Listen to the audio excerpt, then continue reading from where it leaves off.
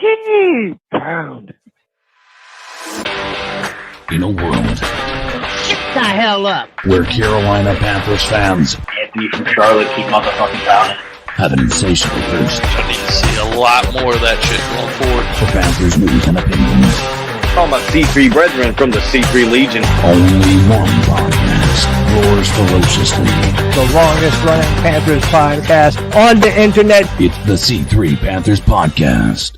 Oh, Greg, I owe y'all $100, man.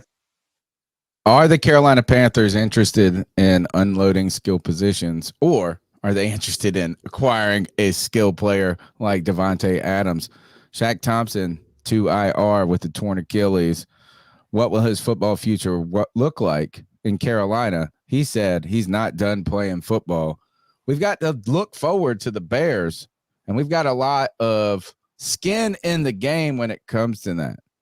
All of that plus more, your cat calls tonight on the C3 Panthers Podcast, the longest running Panthers podcast, live every Tuesday night, chopping up the latest Panthers news and opinions from the fan perspective. Real thoughts before we get into everything is a real catastrophe and tragedy going on in Western North Carolina right now. What I have just been familiarized most over the last couple of days is what's going on in Asheville. I'm sure it's not limited to just there. I'm sure there's a lot of opportunities for you to be a good human and help those people out right now. We'll all need to not only pray, but also do something with our dollars probably and our effort and our energy with that. With that said, though, it's Tuesday night and there's no play. Well, I just like rolling here and talking about the Carolina Panthers with my wheelman, Cody Lack. Yeah, Tony, that's my line. You know, on Tuesday night, there's nowhere I'd rather be than hanging with my boys, talking Panther football, man. And listen, again, I feel like all these pods that we do, they're bittersweet in a weird way. Shaq Thompson, again, hurt for the year. Is it related to the turf? Is it related to him just being a veteran who maybe needs to wrap it up? He says he's coming back to the Carolinas. That's going to be a big topic of discussion. Former first-round pick Caleb Farley picked up by the Carolina Panthers. Man, the potential of a healthy Caleb Farley and J.C. Horn in the same backfield, that's very tantalizing. And, of course, we're going to preview this matchup with the Chicago Bears. And I'm feeling good going into it, Tony. I believe the best damn Panther fans in all of YouTube are also confident as well. You know him and love him. It's our brother, Joey, the Blind Panther. What's up, bro? The brand ambassador, these are the skills. Jake, the Snake F. What's up, Jake? Harvey, London. James Island Panther. Muscles, Marinara Paisan. What's up, brother?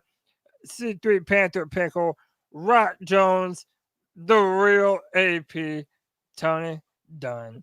Ain't nothing to it but to do it, brother. Let's roll. The number's 252-228-5098. That's 252-228-5098. We'd love to hear your thoughts on whatever you want to talk about with the Carolina Panthers. But as we move forward under the Red Rifle era, right, what are your expectations? How do you think? How much are you invested in this Bears game? We need a win, CK. Oh, absolutely. F these Bears. What's that bear doing? Losing.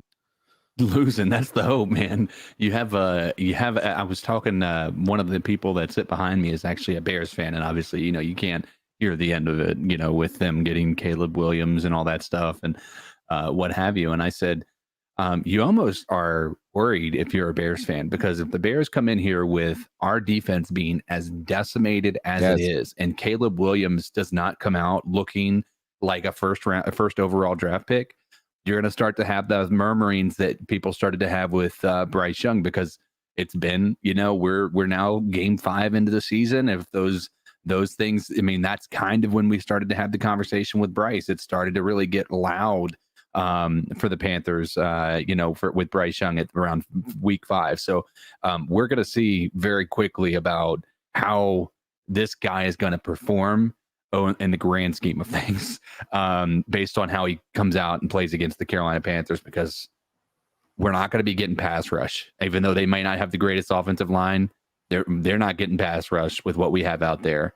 And we don't have anybody to protect over the middle of the field without having our 2 starting linebackers.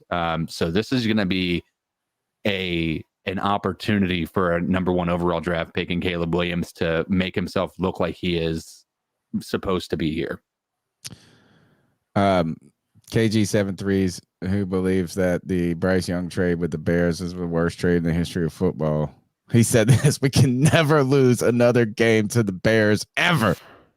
And I'm on that. It's like that. Fuck these. We really need it, dude. They're going to be talking so much shit about us forever just because of that trade, man. Dude, by the way, dude, hearts go out to our brother PJ at Monster Subs and Grubs. Says still no power at the store. Had to throw away thousands of dollars in food. Shit Holy sucks, cow. man. So sorry to hear that, but they offered him a small, low-interest loan to help. Probably nowhere near enough. Well, yeah, I mean, as we see the pictures from Asheville, but that just reminds us that it's not limited to that area alone. Tons of people were affected by that, and I mean, it is wild watching that mess. The scenes are just horrific, man. I have had my head in the sand for like the world, and I've done it on purpose, being an ostrich. And I didn't start looking at it till like yesterday. I was like, geez, this is super bad. Also, RIP to Joe Riolano. Love you. Was thinking about you today and talked to Greg this morning. So love you too, brother. Let's jump into the show, man. Actually, before we do that, just remind you guys, you can really help the podcast grow by subscribing, hitting the thumbs up button, sharing the show. I mean, I'm telling you, you drop that link on social media, and we find one more fam member, should I say. And consider being a C3 super fan for $1.99 a month, and all contributions to the show appreciated. Will Shaq ever come back to the Carolina Panthers? Cody, why the hell did you pick this title? He said he's not done with football. Adam Schefter put up that he was playing his best football of his career. I don't know if I would. He was playing well, I guess, noticeably in the last 2 games. Yeah, listen, he wasn't playing well before he got injured last year. Yeah, but he the was. Fact of the matter is, Tony, that now for the second year in a row, we're dealing with the Shaq Thompson season-ending injury before the year ends, like relatively soon into the year. And he was playing well. No one can ever take that from him. And listen, I know over the years, Shaq has sort of been, at the end of a lot of criticism because some people think that he's either too old or that we can do better than him. But this dude has been such a dedicated Carolina Panther. It's, he's been a consummate captain for us. He's been one of the only veteran leadership guys that we have in there because we've had so much turnaround. But it was revealed that Shaq did tear his Achilles. He's out for the season. He went on Instagram and said, y'all think I'm going to retire? Yeah, right. I'll be back. Tony, what do we make of this, man? I mean, he was playing well, but is this the last of him? Do we try and make a concerted effort with our 10 picks in this year's draft to continue to bolster that linebacker room, or do we bring him back for yet another year of Panther football? I believe there's a possibility. Well, first, I don't think there's a nail in the coffin for his career because of this. He seems motivated to keep playing football. I have to be honest. I have to put like a couple of disclaimers in this for me. And when it comes to Shaq, is I had been so all in when we drafted Shaq. Like, remember how you were with like Isaiah Simmons? Yeah. But he was like the first Isaiah Simmons. Yeah, he plays safety, running back. Yeah, and it was like I bought into all of this crap. And not bought, but he is the first Panther player that ever bought their jersey before they ever, other than Julius Peppers, before they like kind of earned my admiration. Right. I was just, and the first 4 years of his career were meh. I mean, there was his rookie season was probably the best, and then it was just 3 years or so, maybe even 4 years, meh. Signed him when we got rid of a lot of players. But he also, and when I say this, is skin in the game, or my investment is the last 4 years have kind of been like a Thomas Davis story for him. And not injury. The injuries over the last 2 years have been very problematic, but he's improved as like he's been a good contributor to the football team. It's felt like he hasn't been a liability, and that he has stepped up in many big moments when it was necessary. You don't feel the presence like you did with Thomas Davis and Luke, but I'll tell you what, I mean, he still is one of these players where you want him on your team and you want him on the field if he's healthy and able to actually contribute. So it's a pretty major problem, especially when you realize how much of a leader this guy was to our entire defense. So that's going to be interesting to see how they can, who steps up into the role that Shaq is able to take. And as I think we're going to talk about, it's going to allow some younger players that maybe are going to be thrown to the fire in their first year to show up and show why they were drafted to begin with. Which might be a good thing in some ways.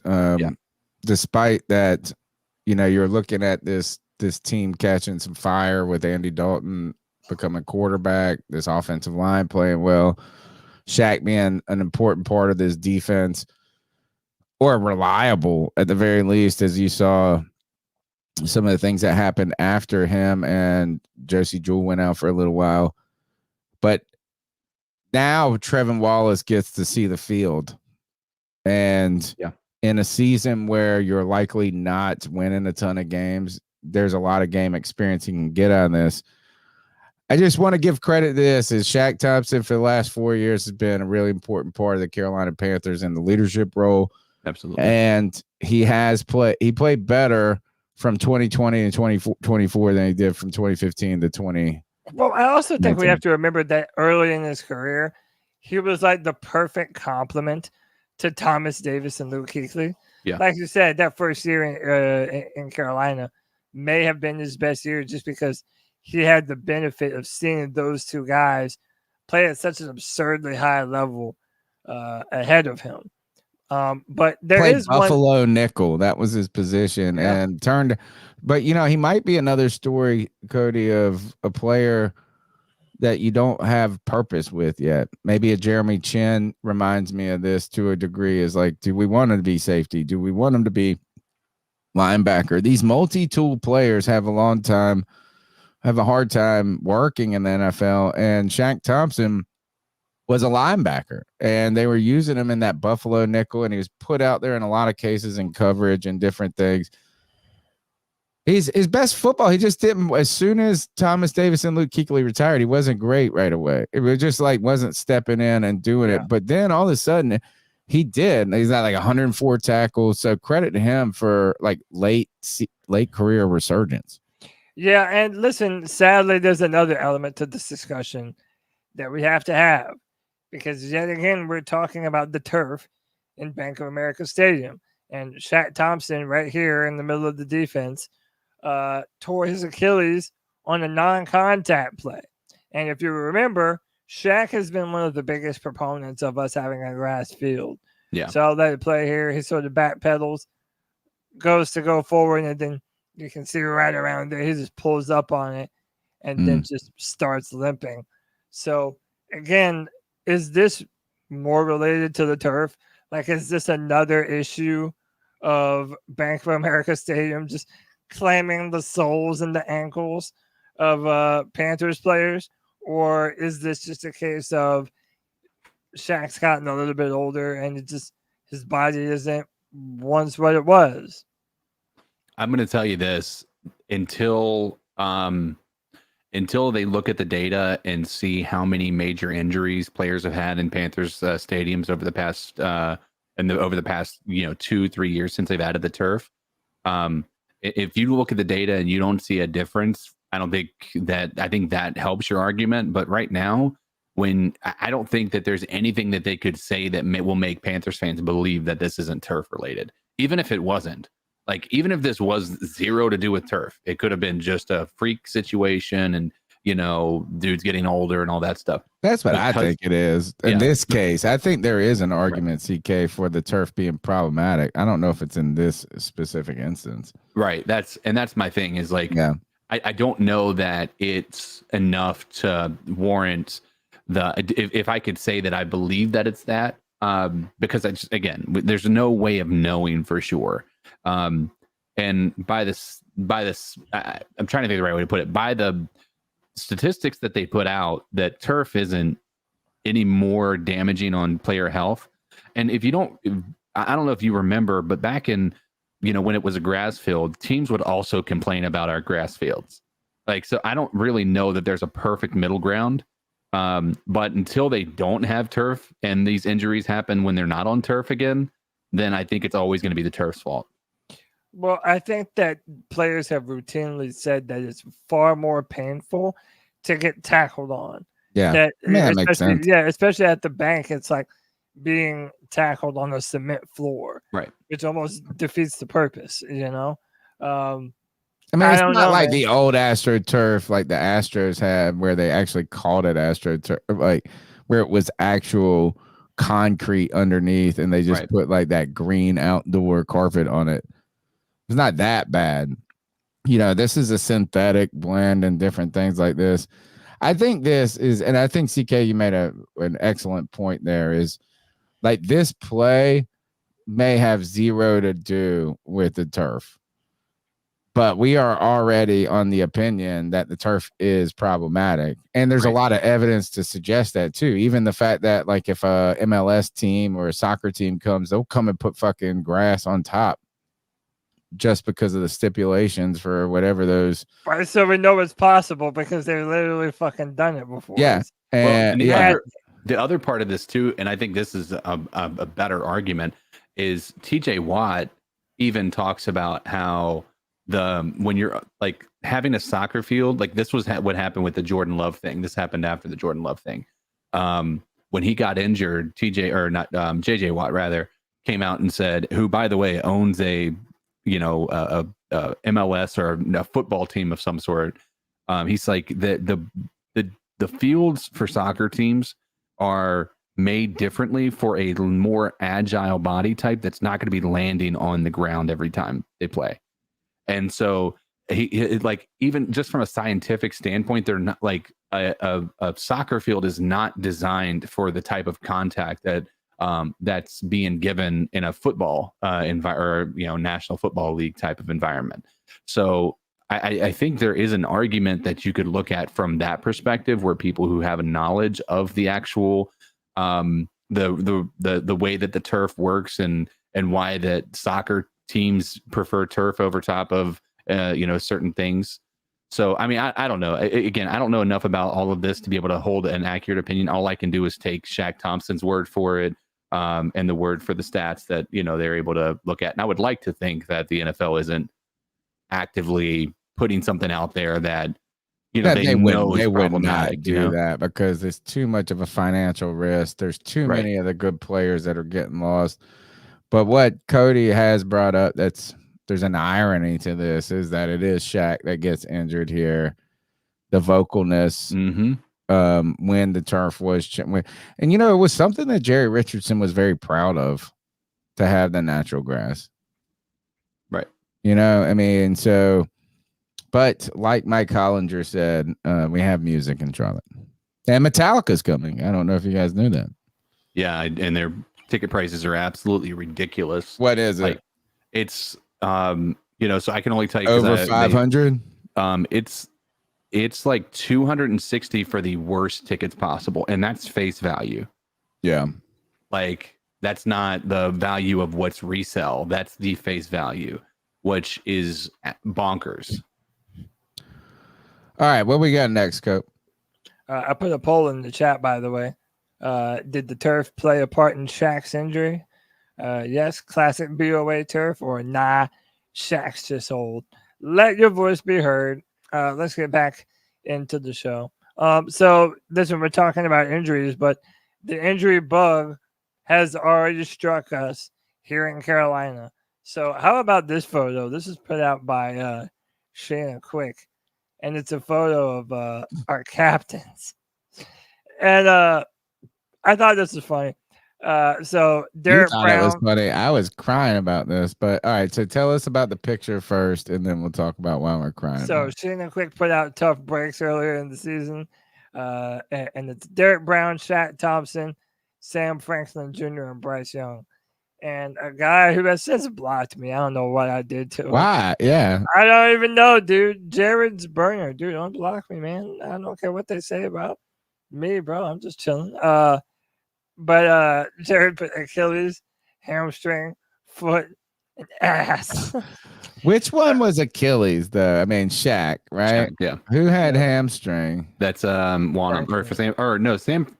Wait, nobody Sam had it. Franklin. Or no, wait. It was I thought it was. See, it's like Derek Brown had the knee. Derek Brown had the foot, right? I thought he was an MCL. Yeah, his was an MCL. See, so this actually was really funny until I started to try to figure out what the injuries were. Yeah. Because it should be knee. Achilles, knee, foot, ass. Yeah. Or foot, knee, Achilles, ass. Yeah. I just laughed at it. First, I don't have I'm not like wishing crap on any of these things, but there's sometimes we giggle at the shit on the internet. Clever tweet. Yeah, but also just like about the fact that it's all of our captains that are going down. What does that say for the leadership of this locker room right now? Canales hinted at it that there's like an infrastructure of older guys that have been here that are sort of kind of taking that leadership role. But, someone brought it up like, do you re-vote for the captains? I know, or do you just have a bunch of captains that aren't playing ball for you? Or does it even matter? You know what I'm saying? Like, what? How does this work? Yeah, what's the protocol here? Do they turn in their C's? Yeah. Do you have to take the C badge off of your jersey and turn it in? Like, does Bryce, we have to look at the picture. We're going to look at a video of him joking around with Andy Dalton later. We'll have to see if the C is still up there. That's a good point. I didn't see the video. And they might ding us for that video, by the way. I'm not sure. Okay. Well, we'll think about it later. A lot of injuries happened to this defense, though.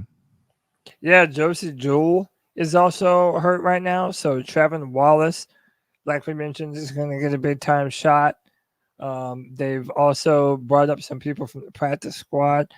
But, dude, very early in the season, the Panthers are very injured and busted and banged up right now.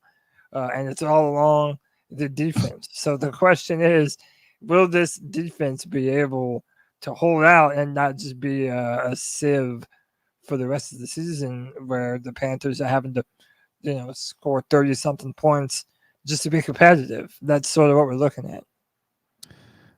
Kev said take the C off and give him an L. Jerk. All right, you're not wrong, though. What we got next?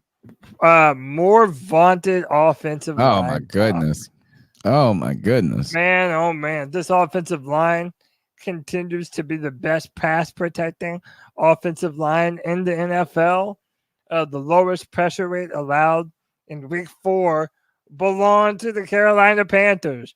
Boys, are we already talking about this as one of the best offensive lines in the history of the Panthers? Oh, ooh, in the history? Yes.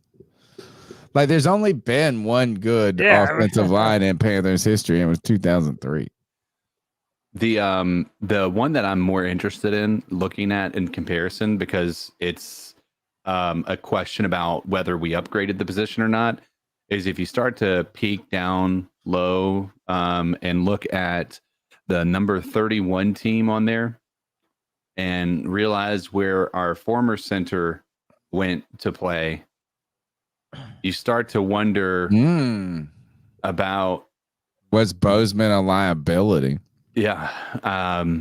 The thing that I will say, and again, I stand true to, I think this is a very, it's unfair to the center in a lot of ways, because I really do believe his job is so contingent on how well the people around him are playing. because I think it's really hard to play good at be a good center and also not have the people around you be decent. And that's kind of what he was dealing with last year. So, I mean, I think it's still fair to say that Bozeman had the short end of the stick last year. But as of now, it just looks like a straight up upgrade. Promise QS Panda said y'all sleeping on the 2015 O-line. It was very good until the Super Bowl. I'm not really sleeping on. I mean, I agree with you. Here's the thing about that offensive line is Michael Orr came in there, played way above than what we expected. You had two great guards and a center there. So he's right. Mike Remmers always hit a wall in like week 13. Like Mike Remmers was a really serviceable player, but it felt like when you got late in the season, he just fucking got exhausted. And he said until the Super Bowl, and it was Mike Remmers on skates there. So, man, that's a fair point.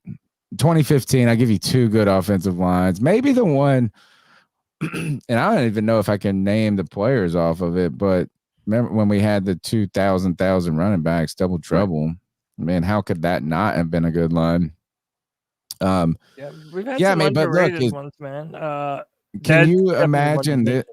Can you imagine this though, or not imagine this is whether or not this is the greatest? Who cares about is like last year's offensive line was trash, right? And we went from trash to really good on the offensive line. Yep. And God damn it, why didn't we do this when we had Cam Newton? That's the part that's tough. Is again, we took that for granted. I think I think that's pretty clear. I do have one shout out before we move on, and we got to do some other stuff.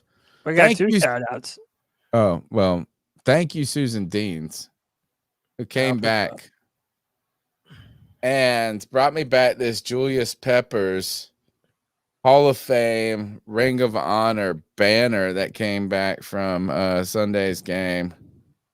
My favorite player of all time. This made my night. This made my night to get this. Susan Deans, resident awesome Panther fan. Shout out, Susan. Thank you very much. Yeah, and apparently our boy JJ has a birthday today. So JJ, happy birthday, brother. Happy birthday, bro. Yeah, man. We got anything else? Because I got one other thing I got to do. Did you want to play this Brian Baldinger clip? 1 second. Before we do that, I do need to remind everybody that the show's brought to you by Underdog Fantasy. Look, there's a lot of skin in this game. There's a lot of fun and money to be made out on these games. And you can play daily fantasy football with Underdog Fantasy. There's over 1 million people playing across 33 states. And you can win up to 1,000 times your money. It's really easy to download the app. It's really easy to deposit money. I would like to say it's really easy to win money. But with your expertise, not mine, you probably can win that big money. Making picks with Underdog is straightforward, and signing up is even easier. Just head over to Underdog's simple-to-use mobile app or UnderdogFantasy.com. Sign up with the promo code C3P. That's promo code C3P. And Underdog will give you a free pick to use on your first cash pick'em entry, plus up to $1,000 in bonus cash when you deposit. That's Underdog Fantasy, promo code C3P, to claim your new customer special of a free pick and your deposit offer. You must be 18 plus, 19 plus in Alabama and Nebraska, 19 plus in Colorado for some games, 21 plus in Massachusetts and Arizona, and present in the state where Underdog Fantasy operates. Terms apply. Void in Colorado, or void in. Yeah, void in. How are you going to do that? Concerned with your play, call 1-800-GAMBLER or visit www.ncpgambling.org. In Arizona, it's 1-800-NEXT-STEP, 1-800-639-8783, or text NEXT STEP to 533-442. New York, call the 24/7 Hope line at 1-877-8-HOPE-NY, or text HOPE-NY 467-369. You got to read all those details I found out. Disclaimers. Attorneys, baby. Attorneys are looking at that turf right now saying, how the hell can we get David Tepper's money for that shit? Yeah. Cody, what do you want to do? You want to take a call? You want to go? I said let's Ball finish. dinger. Let's show the ball dinger clip. All right. Because shout out to Brian Baldinger. He has been eyes on with his Panthers offensive line, really giving us the love that we deserve. He had a clip last week of showing the dominance of our two guards, Lewis and Hunt. And Hunt just continues to be so impressive. Baldy had to come back with another one. Andy Dalton has played really well 2 weeks in a row, but I went deep inside here. I'm always watching Robert Hunt all game long. Like him and Corbett right here getting movement. But he's got great ability to move big bodies. Because what he does is you watch this run block here on this touchdown run by Chuba Hubbard. Like watch him snap his hip. Bam. See that? That's hip snap. We used to work on that stuff back in the day. See, that gets the movement. Now, hip snap, now follow up with the feet. And where's Chuba Hubbard going to go? Right between him and right in there. For touchdown. Nice when you can score from the 3-yard line. It's a big man. Mixing some power with a head of steam. Like, I like this right here. Like a little power. That's it. Hip snap right there. Like, you like that? Now, how about just getting out? How about both guards? Zavala and Hunt getting on the move. Elephants on parade, right? Here they come. Zavala. Good shot right there on Pratt. Then Miles Sanders puts Von Bell. Best run of the game for Miles Sanders. Nice. I love the fact that then you get this. Dude on the team. Can you get to the second level? Can you get to the second level in the run game? Yes, if you can. You have a chance for some big plays. Watch Hunt get to the second level.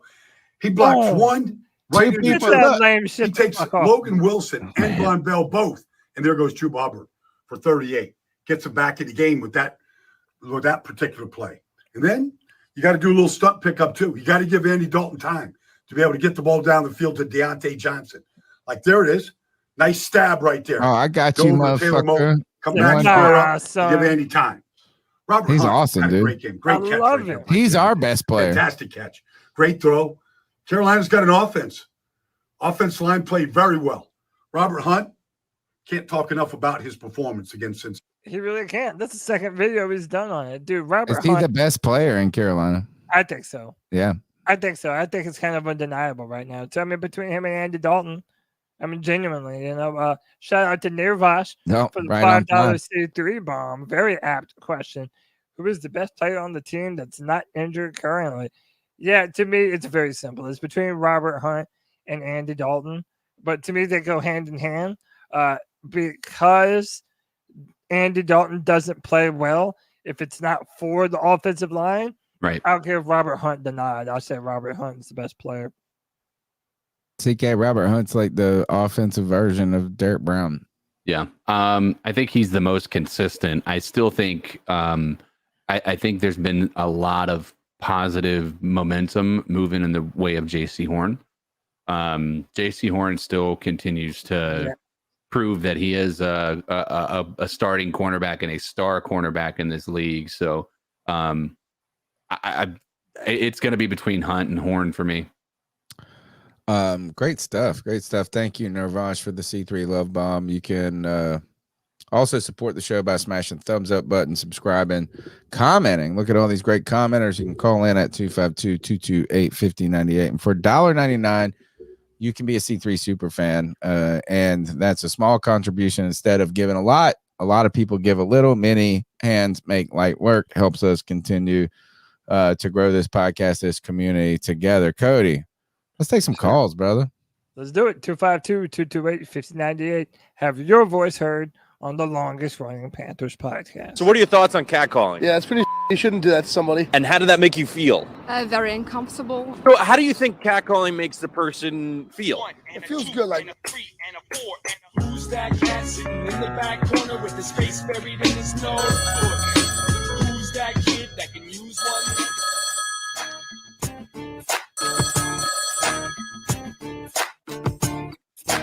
C3 fam, it's your boy Josh from Mass. What up, Josh? We didn't need to lose this game. Not at all. Like, yeah, there were some fuck ups, but let's be real.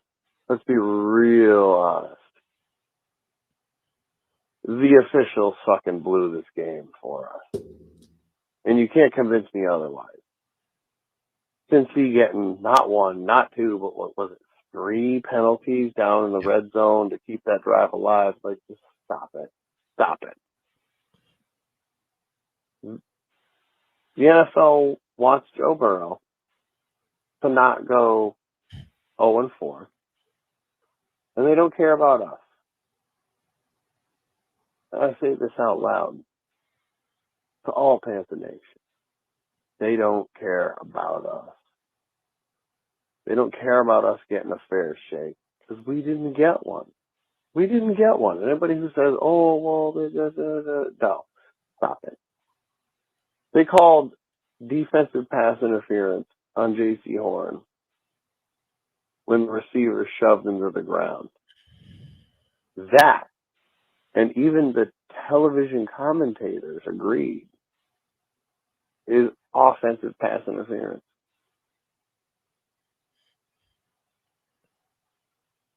Yeah, we had some problems. We had some moments where we didn't look great, but this game was stolen. This game was just stolen from us. And I know, Tony, no, stop. The game was stolen. You can't say anything otherwise. You really, truly can't. Because how many times did Cincy's O-line get called for holding? Oh, right. Never. With a rookie right tackle going against Clowney, not once did they get called for holding, and not once did Clowney get home. Oh, bro, stop it. We fell victim to fucking the NFL's Frosted Tips golden boy. Oh, he looked better week to week. No, he's looked like shit. Joe Burrow has looked rabbit like week to week. Yeah. This shit's fraudulent. And you can't tell me otherwise. And I don't just people, ooh, you're going to fucking argue. I don't care. This was Carolina's game. And we got robbed. Because we're a 1-3, now we're a 1-3 team.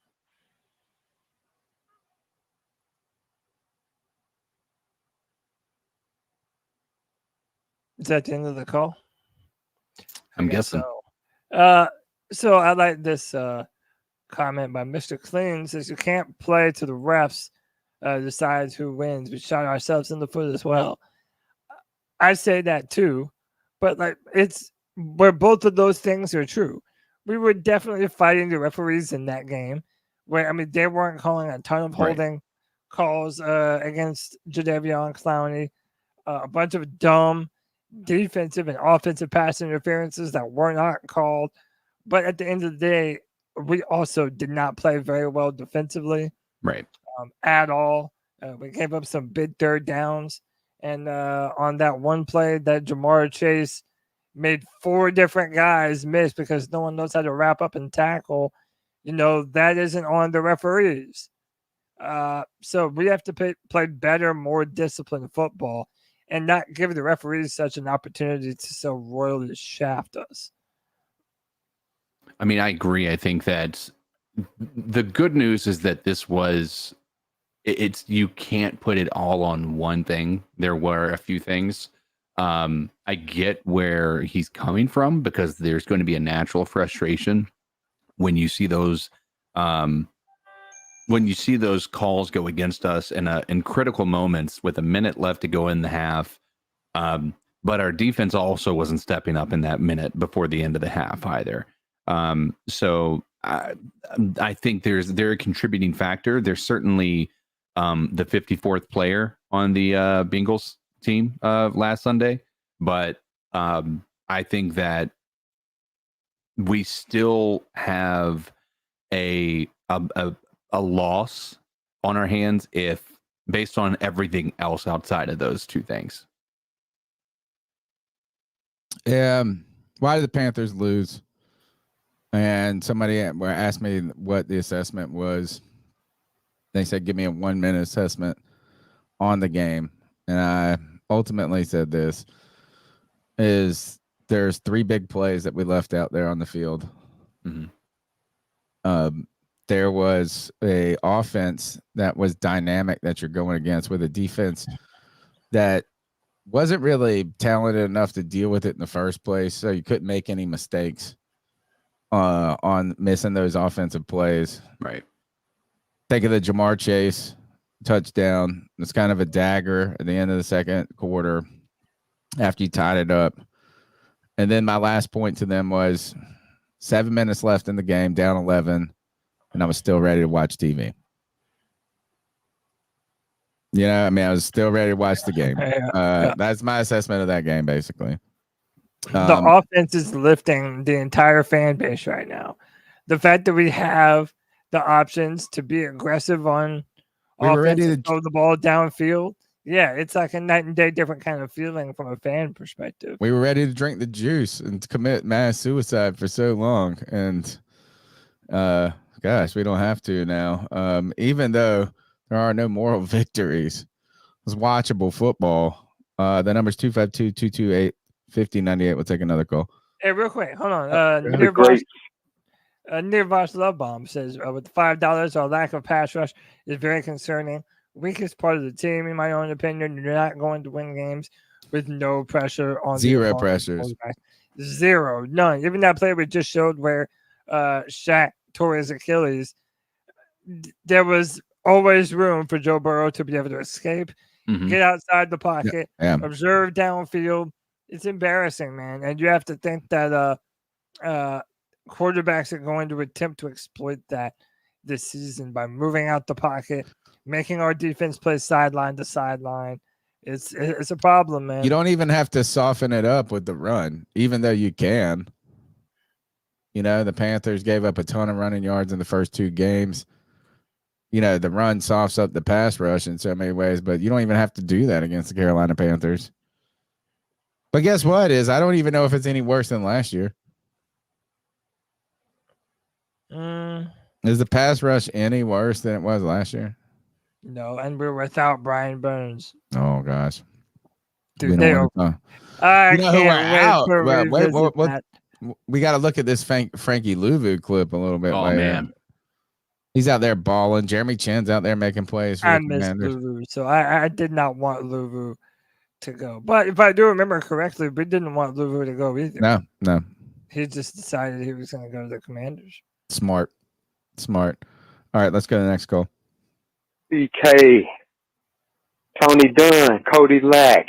What's going on, guys? It's your boy CP, the Vintage Retro Man, North Carolina's neighborhood hope dealer. Word. And to C3 Nation, I just want to say what up. I'm his number one customer. I must admit, I did not get the message about Greg's loss until after my call last week, and I just wanted to start out by saying to our brother, man, my deepest condolences. I can only imagine what he's going through, and I'd be remiss if I did not mention that. I want him to know that we love him, that we're praying for him.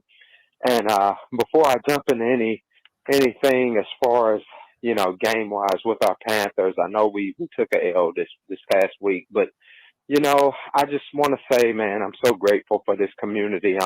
I'm pretty new here, and, you know, when I joined the community, I was in a place of, you know, disarray in certain areas of my life, man. And I've very quickly learned, man, that this C3 community is powerful. Yes. I'm so grateful, you know, Cody and CK, man, Tony, and man, for Greg, man, just praying. And, you know, for our Panthers, I'm not giving up hope yet. You know, Andy Dalton, the Red Rifle, he did his thing. We just got some things to fix on defense. It's a process. So let's hang in there, C3 Nation. Hope is still dealing. This your boy CP, man. You know, neighborhood hope dealer from North Carolina. I'll holler at y'all later. Bye, boys. Appreciate you, brother. Hey, this community is strong because of y'all, man. We don't need our hope plug to run out of the goods. Yeah, dude, we need that hopium you got, brother. That hopium, dog. That's our neighborhood hopium dealer, man. We need some of what you supplying, brother. I love it. Dude, the C3 community is more powerful than it ever has been before. I'm so proud of what we've built, And y'all are all a part of it, man. Everyone in the chat, Jake, Anthony, Josh, Pickle, D's, all the boys, Kev, White Chocolate. Man, dude, we couldn't do this without y'all. And we love that as the season goes on, more and more new people are calling in, being like, bro, I need my C3 community, man. So Yeah. that's it's not special. a podcast. It's all the people that are talking in the chat. It's all the people that are talking on Twitter and the spaces and all of that. The For the podcast fans, is just by the fans, man. gravy, bro. It's just us getting to enjoy those types of calls and comments. Let's take another one. Yo, what's going on, C3 Nation? It's Mr. 704. Keep pounding out of Kannapolis. What's up, Watched the 704? game today. Couple of things. Defense-wise, I'm not too mad because, like I said, like everybody's saying, Derek Brown's out. Two other players. Shaq Thompson was hurt. Basically our second strings played pretty good. I think next year we're going to be really good. But I really felt like the referees gave the game to the Bengals today. I've never seen so many fucked up ass penalties. I know that the play clock went down to 0, and Canals was at the sideline saying, "Hey, bump it back up." I don't know if y'all paid attention in the game or not, but the red numbers at the bottom were going on and off a bunch. I just feel like the refs really gave the game away. As far as Diontae Johnson, yeah, he had some pretty good catches, but he's got to catch some balls, man. I mean, it was 3 or 4, I think 3 really good passes by Dalton. He should have called. Mingo, I'm not too mad at. He did some good plays. He did drop that one ball at the end when we were coming back. We were only down by 7 points. I mean, come on, Xavier Leggett or whatever. He did really good on the touchdown pass. I know he dropped the ball. I ain't too mad about the team. I'm not too mad about the loss. Like I said, it could have been a lot worse, but I definitely think we're a competitive team. We got the Browns next Sunday. I mean, not the Browns, the Bears. I think that's a easy win for us, especially if our defense can step it up. Caleb Williams ain't shit. But anyway, guys, keep pounding. Talk to y'all soon. Much love. He's got a short, small part, second part. Yo, it's Zach again. I gotta say something real quick. This is my second call. Can we all say Clowney who, or is Clowney playing like a clown? Oh. I ain't seen no pass rush from this motherfucker. He's the only one I've seen in the backfield overrated ever. Brian Dan Burns, dude. I swear to God, I can put my cousin out there. My cousin can play better than that shit. Oh. But anyway, I thought I'd tell y'all. What are y'all thoughts on that? Didn't know if y'all wanted to throw y'all opinion out there. Are y'all disappointed on Clowney, or is he playing up to y'all's expectations, or do you think he's playing like a clown? Because I think that's what he's doing, playing like a clown. Hey, man, that's my chocolate's boy. Okay. Kev was fighting for that man all offseason and said that we had He's to not get been him. a liability on this team. He's been the only person. But he hasn't been like what? Even with if you look at the thing that he came here for, his hat was always being able to be hung on the fact that he stopped the run. And there's been multiple clips of him not doing that. So I understand. I do think that there is some overreacting that's taking place on that front. But other than that, yeah, it's I think that this is just one of those things when you don't have anybody else around you rushing the passer. I think it makes it much easier for it to be this way, Cody, how many excuses and fucking things that we hear about no help on the other side for the guys that have been here for the last 3 years? Too long. Everybody no excuses for the clown. Our elite players couldn't be elite because no one else around them was elite, which by the way is stupid because they pretend like Hassan Reddick wasn't here 2 years in a row, getting 10 plus sacks both years. Clowney's the only player I remember in this whole season in the backfield, though. Right. Yeah, but even still, he's in the backfield. Okay, but, dude, no duck, no dinner. Still, I just remember it. Yeah. Well, it's still for you to remember it. It's still not very memorable. He's our new Mr. Almost. I mean, listen, maybe and look, Kev says this is the 3-4 bullshit, and the more and more time goes on. How about this? I'll tell you this. Ivero is not going to be our defensive coordinator next year, and we're not going to be running a 3-4. I think we're going back to a 4-3. Yeah. Dang. All right. Speaking of what were we talking about? Player. Oh, the Carolina Panthers are in an interesting position as well. We got hyped, Cody, about a win. The division, we were one game out of the division, and now the division's pulling away. Rice from the Kansas City Chiefs got his knee tore up by his own quarterback. Yeah, Rashee Rice. Diontae Adams, very unhappy, or at least now I think the Raiders are saying they're willing to shop him. Are the Carolina Panthers buying or selling right now? So that's a good question. Let's look at this from both angles, right? Yeah. So Adam Schefter went on the Pat McAfee show, and he floated out there that the Panthers could look to trade either of Diontae Johnson, who only has 1 year left on his contract, who is still young, or Adam Thielen, who is set to return to action at some point this year. Adam Schefter, without ever saying that this is something that he heard from anyone in the Panthers organization, pretty much went on to speculate that Dan Morgan might be willing to move these players to give them an opportunity to go somewhere and do something, in the final year of their contract. Whereas you also have news that the Raiders have informed other teams that they would consider trading wide receiver Davante Adams for a package that would include a second round and additional compensation. Tony, I've even heard a report of some people saying maybe even a third might be enough to get the job done for Davante Adams. Keep in mind, right now the Panthers have around $500,000 in cap space to spend. So they would have to take all his guaranteed at least. Yeah. In a trade. You know what I mean? They would. I mean, it might not be as expensive, but I guess my real question is this: are the Panthers buyers or sellers? That's a great question. I'm about to put that in a poll. CK, what say you, bro? It's hard to say we're buyers in the current environment. True. Taking that position is difficult, right? Yeah. Oh, absolutely. I mean, I don't think you can justify it. You know, you need to be a sell? All right. So with that point that you made, which I think is, I think I'm with you. Does that mean you're also a seller though? Because Diontae Johnson is fucking balling. Right. I know people Mango was trending on my For You trends on X today. Now I know that's not trending on the internet, but I think it's trending for me. And people are like, so done with Mango, Thielen, this and that, Thielen. About this selling Diontae Johnson. Are you selling Diontae Johnson? Or are you just trying to get a deal worked out with this motherfucker? I think you got to get the guy back on this. I mean, he's clearly doing the job that he was never allowed to do in Pittsburgh. So the job we asked him to do here. Yeah, absolutely. I mean, I think I don't think he's going to be overly expensive, number one.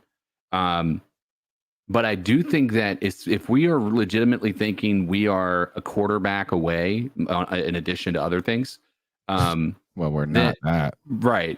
Then I think you've got to keep a talented guy on the roster, because you can't run into another situation where you're just making excuses for another quarterback. Even if you're not a player away, CK, I think there's an argument for saying this guy is young enough and talented enough that he's worth the money. Are you going to, you could trade him away. I don't think trading him to the Chiefs or trading him to a contender is out of consideration for me. Right. Like if you said that, it's like, I wouldn't be like, oh, I'm so mad. Kind of, because I'm like a Diontae Johnson fan now. So I don't want him to leave, but at the same time, I understand why you might want to move them. But again, they're young. Like, how much are you paying Diontae Johnson next year? A good bit now. You're on a bad team. No, you're a bad team. That the future is uncertain, and he wants to take advantage of the money that's been dropping to wide receivers. Yeah. So he won't be cheap. He won't be cheap, but it doesn't mean he's going to be bank breaking. I just feel like this is that sometimes you just pay a player that's playing well. Right. And could play well for the future. And he's young too. So he still has theoretically all his best football out in front of him. What about Adam Thielen? Because we were sort of talking about this. He's going to trade for a guy that's on IR with a hamstring that's old as dirt. When is the deadline? No, it's late. I think it's like November 3rd or something. Yeah, so if he comes back, and you already know that we're looking at a bunk season, and let's say Minnesota wants Adam. They want him. Come on. He's from. Okay. Went to college at Minnesota. Maybe that would be an option. I don't know, but I understand the idea of get something for them while you have the opportunity to do so.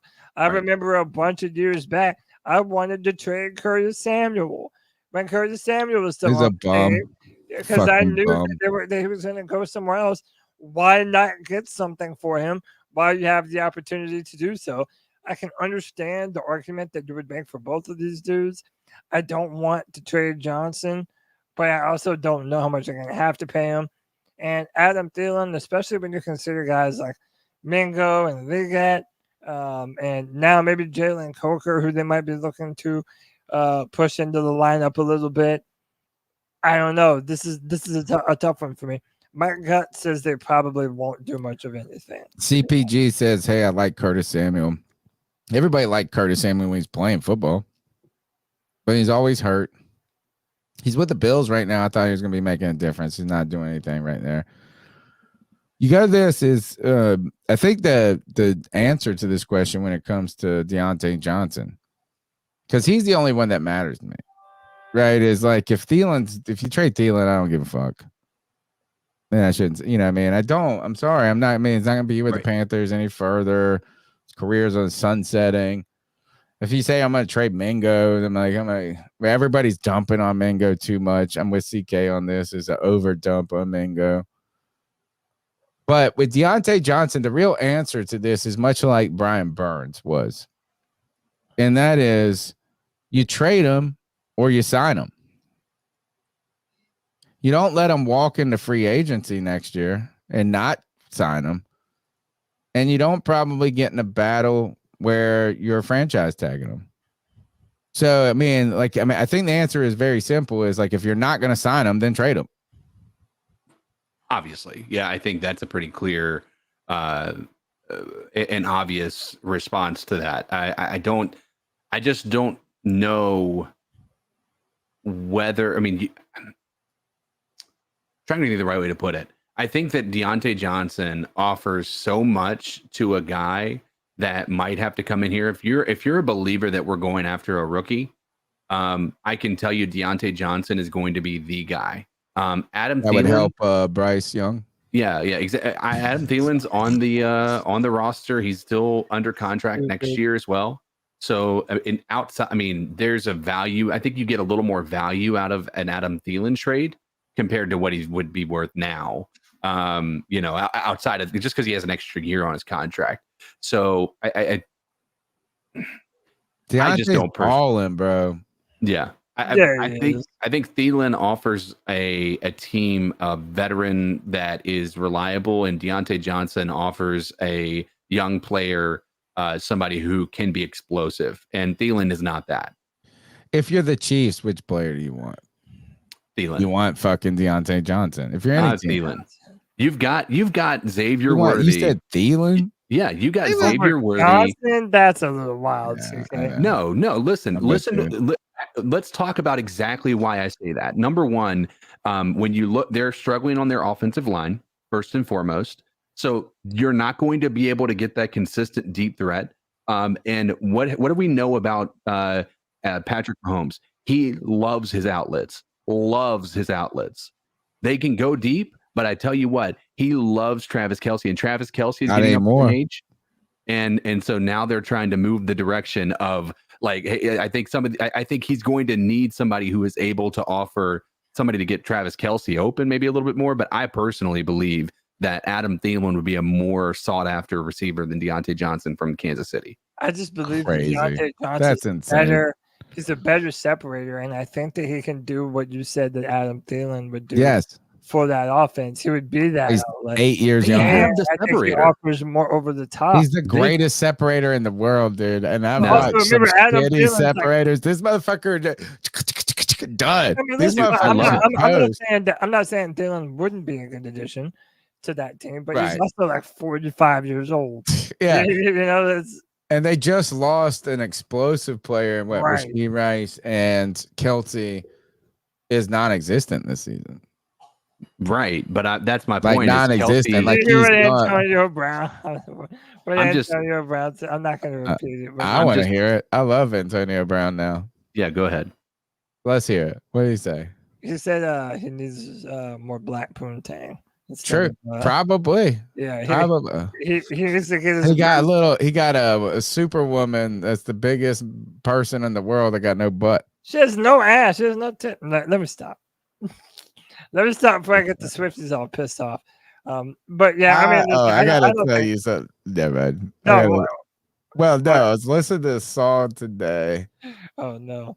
Hold on, I can tell you the song. It's the first time I've ever heard it. It's a Taylor Swift song. No. It's actually, I had not heard a mystical song in a fucking minute. Damn. Right. But this is Trinidad James, Mystical, and Little Dicky. So it's a new song because Little Dicky's in it. And it's just a little thick. She's juicy.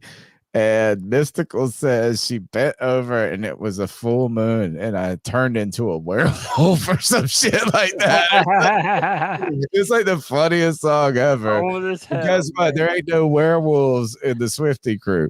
Nah, ain't no werewolves at all, man. Oh. Yeah, I've never. I could maybe name 2 Taylor Swift songs.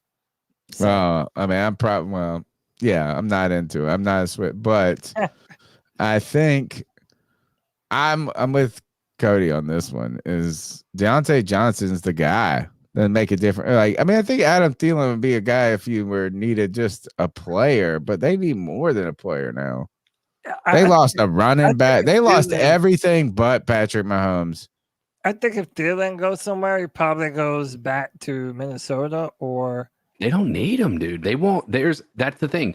There is no Nobody scenario. wants Adam Thielen. I don't know why anybody in the world in Panther Twitter thinks people are trading for Adam Thielen. But also, you have to Maybe the remember, too, Rams because they're decimated. I could see the Rams. Even if you see the value in Thielen, you also have to admit, coming off of the injury probably is at least lowering on whatever price you would trade for him. And it is older.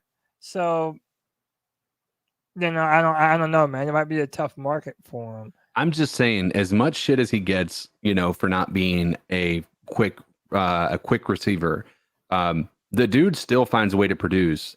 Yeah, And he has the surest hands out of anybody. And if you're asking me, one of the biggest problems people have with Diontae Johnson is his drops. And if you're talking about the problems that they have in Kansas City, it is what? The drops. They're not going to go after a receiver that is going to be perpetuating an issue that they've been having for 3 years. And they're going to go after a guy who is a sure-handed wide receiver. As much as we want to disagree with that, Xavier Worthy is the burner. They don't need another one. They need a guy who's able to be the outlet. That's what I'm stating. Yeah. I mean, I like him. It's not like you're coming here with nothing. Now, do I want that to happen? No, I still think that you're running into another scenario where you're getting rid of talent that is necessary for a new quarterback, because odds are we're not going into another season with Dalton at the helm. And Bryce Young isn't, unless something drastic changes, he's not going to be the guy running this offense next year. You're going to be coming in with potentially a new face to you don't want to run into a scenario where you're bringing Sam Darnold back and we don't have another wide receiver to be able to, do what he's doing there in Minnesota. Hey, I'll take Sam Darnold back in a fucking heartbeat. They're not going to get him. I mentioned this to my buddy last night, and I was like, "Oh, we'll bring back." He said, "Minnesota ain't letting this motherfucker go after this if he keeps." I mean, they just drafted. They don't care. They don't care. You might as well. You can let him be Jordan Love then. You can not rush him back from his injury. No, that's a good point, man. You can do some things like this. Somebody, when we started the conversation, we talked just as much about the Panthers being sellers, but we also asked with the reports of Diontae Adams, which just a week ago, I was like, hell yeah, let's do this shit. As soon as Adam Thielen, we're cooking this and that. But, I don't really think we're in a buyer's market. But one of the comments, I want to give him credit for it. I think it was Nick Tri-State says, why would we want Diontae? He's got a huge contract we'd have to intake. So this is from over. Yeah, I wouldn't do Diontae. Over the cap. Well, let's just find out about what it would cost. So the name of this article is The Cost of Trade for Diontae Adams. This is by Jason Fitzgerald, who's the best in the business when it comes to contracts and things like this. Raiders wide receiver Diontae Adams has reportedly told the team he'd prefer to be traded following 2-2 and start in an offense that looks as it might spread the ball out a bit more than usual among the receivers, by the way. Andy Dalton throws to 7 different receivers each game. And Adams is one of the great receivers of this generation, would likely garner a good deal of interest. The cost to trade for Adams at the moment would be $13.5 million. The number would drop by basically $1 million each week that Adams remains on the roster. 11 teams in the NFL have the cap space necessary. Ooh, so we don't. Where is the all right. I thought it would be. All right, so let's see. Like, I feel like that's a lot. I'm telling you, if he's Is not it on the 1 Jets year? by the end of the year, I'll be surprised. Oh, this is I also think the Chargers would be a good destination for him. 35. He's supposed to get a $35 million next year. I don't even know what this fucking means. Look at this contract. Dude, we're just not in the realm to welcome any of those types of contracts. No, those numbers. No, sorry. that is not wrong team, wrong organization. Yeah, I don't know that there's many that would, especially given that he's not the same Diontae Adams, regardless of who's throwing the ball to him. True. If you watch him, he's had the ball in his hands multiple times, and we were knocking the ball out when we won that game against him. Like he was not able to get separation very well against, some people might consider a backup cornerback in Michael Jackson. But J.C. Horn shut him down too. Yeah. I mean, they had. Yeah, and you can't blame that all on quarterback. He was getting the ball in his hands and he wasn't following through. So I don't know that there's going to be a team willing to not only put up draft capital, but also be willing to take on $70 million of a contract over the next 2 years. I'm sure a lot of it now after 2025, a ton of it you can get out of, and I'm sure a lot of the Raiders would have to take, but still, Jesus, those numbers are crazy and nauseating. You want to take another call, Cody? Yeah, let's take some more. Good evening, guys. Scott from Winston-Salem. Hey, listening to the podcast on Monday, and I think you guys, I'm at the point now where we're talking about that 4th and 1 call on the, 1 yard line. Well, I think there are plays designed for pass plays. I think if you're within 15 yards of the end zone, you have better pass play selection to go to your fade routes to the corners or over that middle. I think if you're inside the 5, you shorten the goal line. You shortened your position to throw the ball. It's less yardage. I think you're at 7 yards then, or maybe 10 yards, including the end zone. But if you're in that 1st down or 4th down and within, the 10 yards of the end zone you want to go for it, you have a better selection of pass plays. Now, if you don't go for it and you fail to convert like we did, man, we left 3 points on the board. And if you look at the end of the game, it should have been 31-27 instead of, or 34-24. It should have been 34-27. And then that fake punt, see, the announcers had talked about that before that play even happened. They talked about Hecker. He was a college quarterback. He can throw the ball. Yeah, I was listening to the same thing. We attempt that. And that guy, Franks, my God. Yeah, I agree. We should have had a different person. But the announcers had just talked about that a few plays before they tried that fake punt. Well, we didn't convert there. what did the Bengals do? They turned around and scored a touchdown. So there's 10 points right now. So if you look at the end of the score, it should have been 34 all. But right there, 34, 20, 34, 31, whatever. And we had a chance of kicking a field goal to tie the game instead of having to come back with 2 scores to try to win the game or tie it there.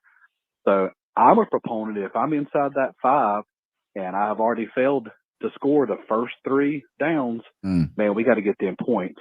I would have punted away on that other one. The field, let them run that field. If we stopped them, great. But they scored a touchdown, and that took us to, a deficit. But I will agree, man, we should have caught them balls, dude. But they're rookies. Really, really hard-fought game.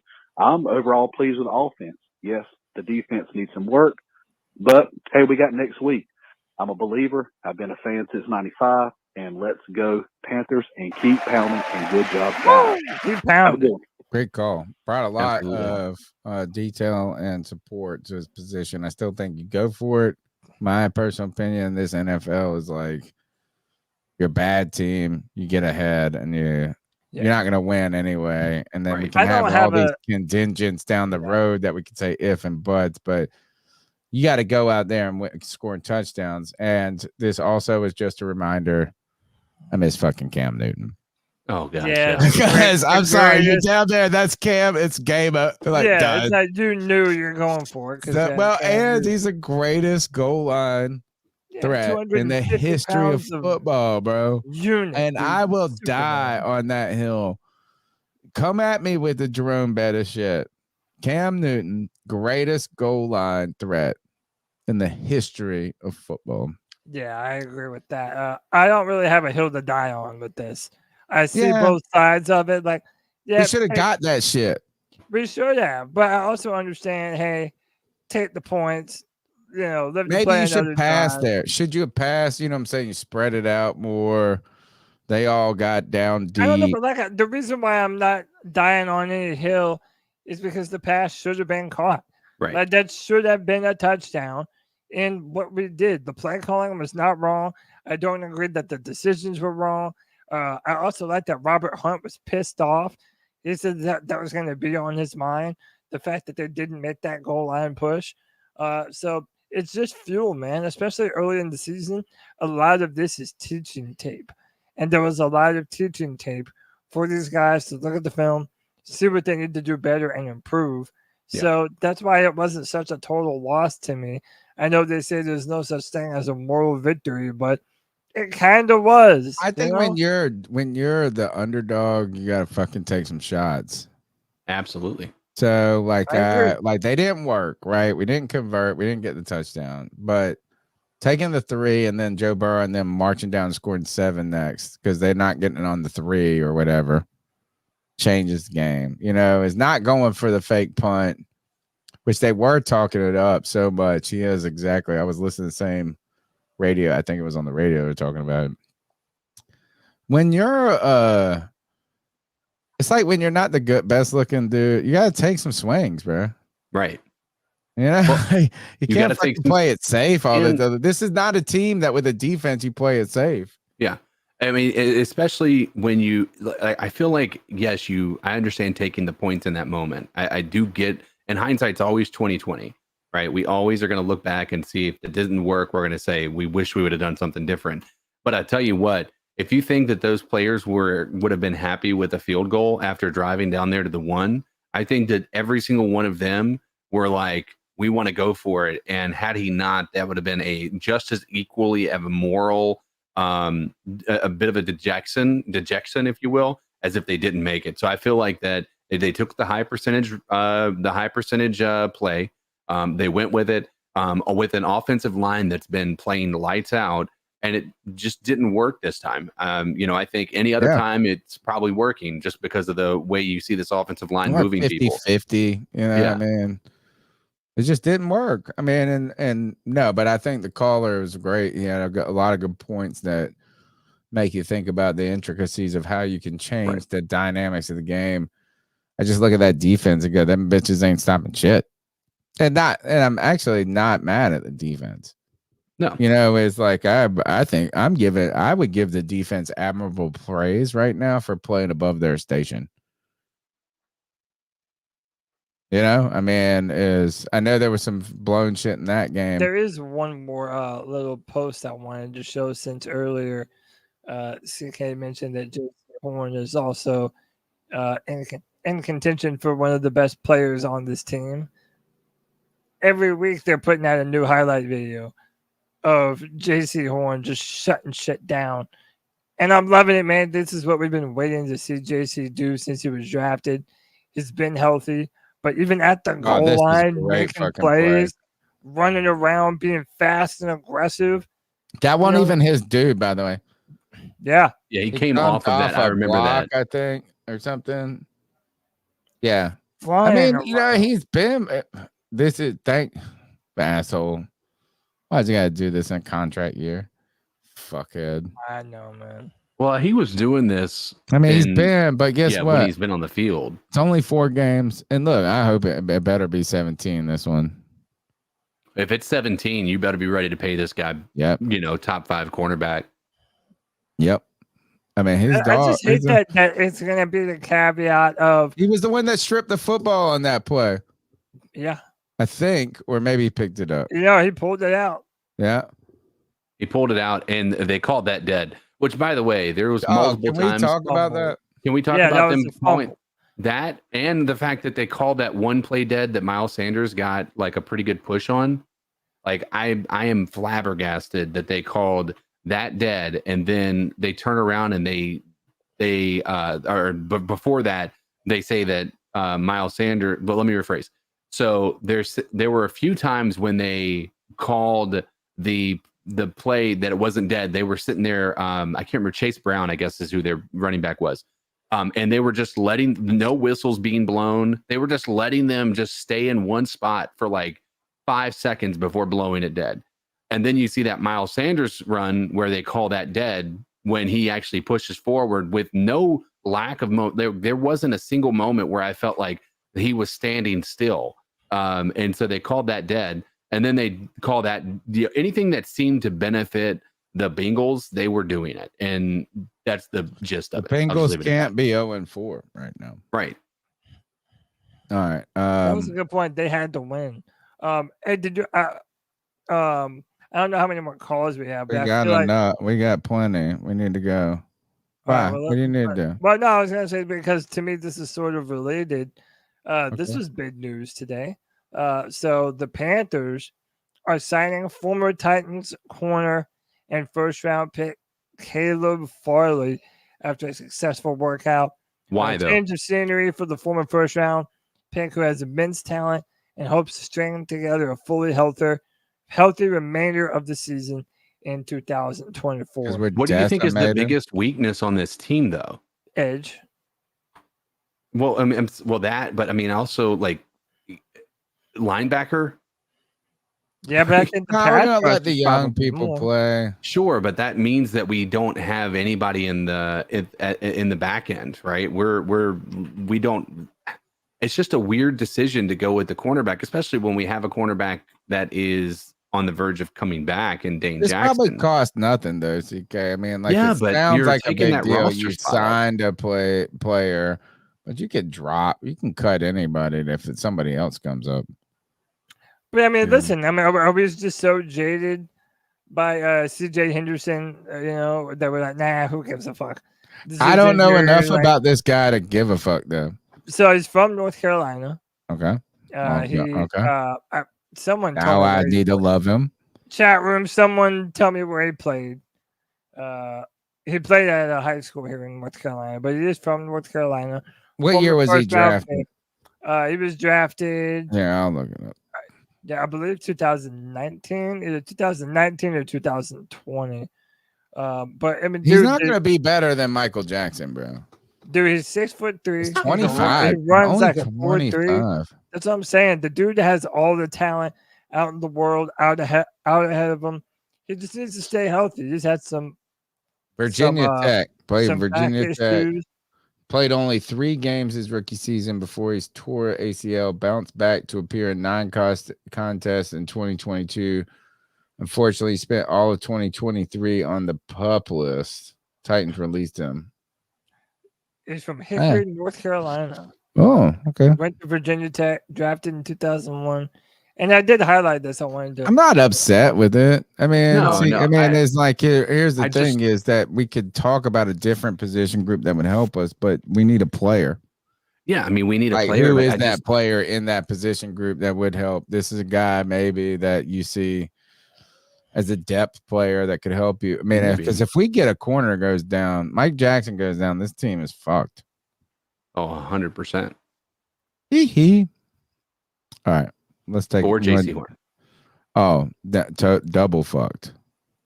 But dude, if this dude does, I mean, I know we always say shit like this to the point where it's like almost come on. horrible. Why don't you just tell me how he's gonna fucking be the great shutdown corner? Him and JC Horn and become healthy again, then him and JC Horn and Mike Jackson, greatest trio of. Can he play nickel? I don't know, but no, like we got Troy Hill. Is all of a sudden we're gonna have two shutdown corners, right? That's what you're trying to tell me.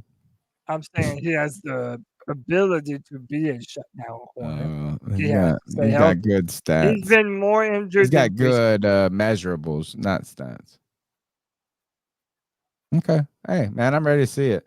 Mr. Strats, $5 C3 bomb says, speaking of player, Tony, please add a player to your fantasy roster. You have one on IR and also an empty slot. I know. My life is a fucking mess, dude. And fantasy is like I fucked up in our dynasty league. Not our dynasty league. Yeah, I just did. Oh, okay. I'm sorry. I just did. I almost just need to give you co-managerial skills stuff. All right. Let's take another call. Yo, what's up, C3? It's Anthony from Charlotte. Hope y'all boys are having a good Tuesday. Just wanted to call in and get my thoughts, extended thoughts about last week, the trade. Oh, God. What did I do? I pressed the wrong button. Yo, what's up, C3? It's Anthony from Charlotte. Hope y'all boys are having a good Tuesday. Just wanted to call in and get my thoughts, extended thoughts about last week, the trade speculation, and going into this week. So, you know, it was a tough loss. I think there's a lot of positives. I think Canales is. I think we do have our head coach of the future, and the reason I say that is because, you know, him and Dan Morgan, they were put in a tough situation this offseason with a lot of decisions to make with the roster, and clearly we all know by now the roster just isn't at where it needs to be for the team to compete. I mean, that's obvious. The defense is really bad, but it seems like people are really buying into him.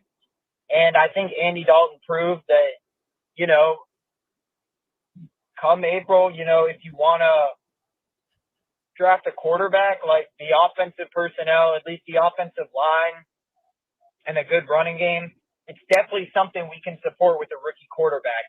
Just make sure this time everyone is on the same page if you do draft the rookie quarterback. And the good thing is that there's no small quarterback in this draft. Yes, I know I was a Bryce Young fan, but every quarterback in this draft has a big arm, big physical traits. So you have all that to work with, right? And I know that doesn't always translate, but it's definitely a step. But yeah, overall tough loss. But hey, we look competitive. That's all I wanted to see this year. Second thing, you know, this trade speculation with Diontae Johnson, Adam Thielen.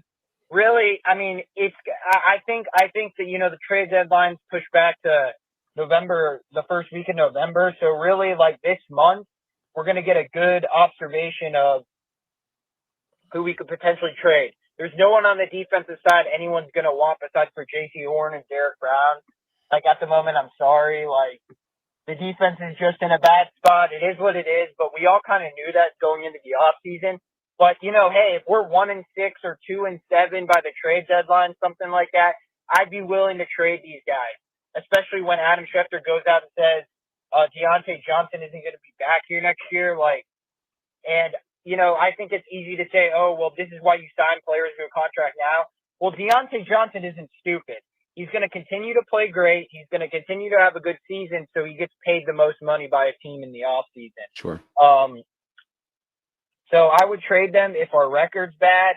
Going into the Bears real quick, I don't know if we can win this game. This is the first real great defense we played since the Saints. We'll see what happens. I hope we can win, but give me your thoughts on that. Anthony from Charlotte, keep motherfucking Keep pounding. Absolutely. Yeah, I think, again, I'm still hesitant on the idea of drafting high on these guys, on these quarterbacks. I'm not saying it's impossible for these guys to play well in the NFL, but I'm just worried about the idea of passing on any of these other positions that are of major need for us, especially if there is a talent that is considered like an actual, like, I don't want to say generational, but a guy who has the potential to be like the guy. And right now, none of these quarterbacks are crossing that, that check mark or that checkbox off right now. Is that impossible for that to be the case? No. I just think it's an uphill battle for any of these guys to be the guy for us, It is an uphill battle, but I'm at the point where I think no matter what, it's just best player available. How about this? Let's not rule out a quarterback. But how about this? Let's not force ourselves into taking one either. I think that we need to really evaluate who's there, what player would be best for us to pick. Right. And again, but it's also too early in the season. Right now, me and Tony are of the same mindset. Fuck the draft. It sucks. I don't want to talk about it. I want to talk about Panther football. We are far too early in the season to be talking about draft. I wanted to highlight this comment earlier from Aries Claire asking us what do we think of signing Shaq Leonard to help our inside linebacker depth who is currently a free agent. Again, I don't know how much money do we have to spend on him right now. I know we have $500,000 in available cash, which is nothing. And then no. I don't even think you can sign a veteran. I didn't even know that was possible. No, I don't think you can do sign anything. a janitorial crew to clean up the locker room for that. They could with me. $500K right now. I'll clean that fucking locker room. Clean the toilet with your tongue for that kind of money. Shit, man. Jeez, going far here. I was just gonna collect the. I mean, if Cam was there, I don't think he'd have to be paid for it. It wouldn't be a second thought. Stupid. All right, let's take a. Hold on. Where did this shit go? There we go. Let's take another call. Hey guys, Link again from the lovely state of Alabama. Hopefully everybody on the show is okay from the hurricane. I have family that live near Asheville. They're fine. They're thankfully away on vacation in Myrtle Beach, but they're stuck in Myrtle Beach right now, which I guess there's worse places to be. Hopefully everyone's okay. That's a debate in Everyone's itself. okay. I'll be watching the podcast either live or the day after. So let's get to the Panthers. Do we have a defense anymore? I mean, Shaq Thompson, season-ending injury again. Derek Brown, season-ending injury. Josie Jewell, doubtful. I don't know how many other players are injured. And then the one guy I wanted us to bring back, the Steelers have just added, Lakuta. He's an Auburn guy, so I know a little bit about him. He's a pretty good player. And I was really bummed when we released him 2 weeks ago. Now we kind of need him because he could play middle linebacker if need be. And we got rid of him. We're going to be holding our defense with duct tape, prayers, and string. Which we already were going into the season, by the way. Oh my gosh. What do you guys think? The offense played decent. The defense was a sieve. Oh, well, it is what it is. Andy Dalton still proves to us that our offense is actually quite a good quality. Xavier Elliott got his first touchdown. Yay. But we'll have to see. But, oh, my gosh. I think we'll be competitive as long as our offense can stay ahead of the ball. But, man, our defense is just racked with injuries. And I don't know how much longer it's going to go. We'll see. I think we'll see what you guys think. See what happens. Keep pounding, guys. Cody, don't we have a slide that says something like 60% of the defense is out? That says what? Like 60% of the starting defense was out. I thought I had put something up there. Let's see. No? Not that I thought I stole this tweet from somebody. All right. How many more calls? We have 1, 2, 3, 4, 5, 6, 7 more. 7 more. Let's take another one then. Just roll. Hey, C3, you knuckleheads, it's me again. Brandley Hager, not Bradley, and I'm a girl. Y'all keep it up and you'll end I up was like right. Shaq Thompson. Anyways, it's bad news for the Bears. The Red Rocket is going over 300 yards and 3 tutties, baby. Let's go. Keep pounding. Yeah! And I was right. You were right. You were I right. was right. I thought knew it was a Bradley. girl. Sorry, I thought Bradley. Not bad, baby girl. Good, the Can we best play it, caller. play it one more time? What's her name again? Bradley Hager. But I was gonna do this, and we're gonna play it again. But we're gonna do. You know how you can get so many super chats to get us to do something. Like like that's the new thing. Yeah. Is I was gonna say 10 super chats, and we'll play the best call in the history of the C3 Panthers podcast. But I like how hey, she called us a bunch of knuckleheads. you get it for free right here. Hey, C3, you knuckleheads, it's me again. Brandley Hager, not Bradley, and I'm a girl. Y'all keep it up and you'll end up like Shaq Thompson. Anyways, it's bad news for the Bears. The Red Rocket is going over 300 yards and 3 tutties, baby. This is Let's my go. ringtone. Keep pounding. Yeah, let's go, This is my Bradley. ringtone. What? All right. What is the name? To me, Hey, C3, you knuckleheads, it's me again. Brandley Hager, not Bradley, Brandley. and I'm a girl. Brandley? Y'all keep it up and you'll Brandley. end up like I Shaq hear Thompson. Anyways, it's bad news for the Bears. The Red Rocket is going over 300 yards and 3 touchdowns, baby. Let's go. Keep pounding. Keep pounding. Let's go. Dude, listen. The younger generation has spoken. There's reasons to be Panther fans. You are the greatest caller. You're on the mount. You've had 2 calls to the C3 Panthers podcast, and both have slapped. Slapped. Oh, I man. mean, I just end the show on that note right there. Game All right, over. you guys Mike. see you tomorrow, All right. I guess. All right, Yeah, keep we'll pounding. see you on boys. Friday. Good night. Anthony. Yo, what's up, C3? It's Anthony back. I'm calling several hours later in the day because new things came out. Listen, quickly, 30-second discussion on Diontae Adams. We all know where he wants to go. He wants to go play with old buddy Perk Rogers, and that's fine. He's not going to come to the Panthers.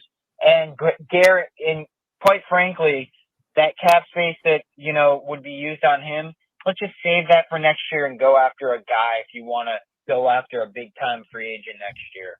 Anthony from Charlotte, keep pounding. God, I just want to listen to that best call over. I'm gonna go to sleep. It's gonna be the white. God, I love this. Yeah, a bunch of knuckleheads. Dude. Knucklehead tutties.